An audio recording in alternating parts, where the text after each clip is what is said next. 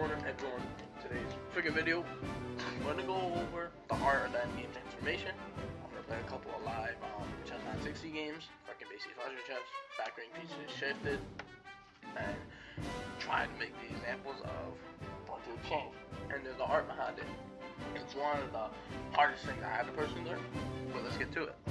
The transition to a middle game into a critical to the end game that's winning or drawable is one of the most critical phases of chess.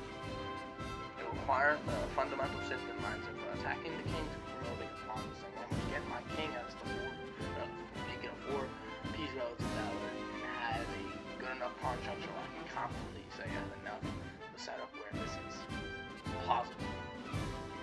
So here's some gold rules. Material advantage, of course.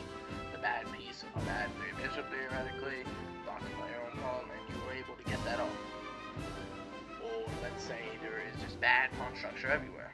Or I can simply just run to the center of the board quicker, or king activity, or defensive stress. If I'm under too much of attack and you don't want to deal with all that pressure and feel like you're going to make a mistake eventually, not have perfect defense, that's when you transition to an endgame.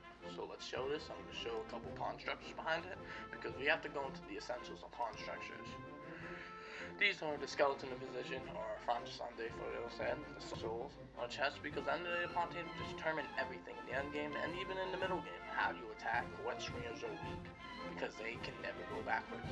Think them as permanent posts for your minor pieces, for your major pieces, for your weaknesses to attack.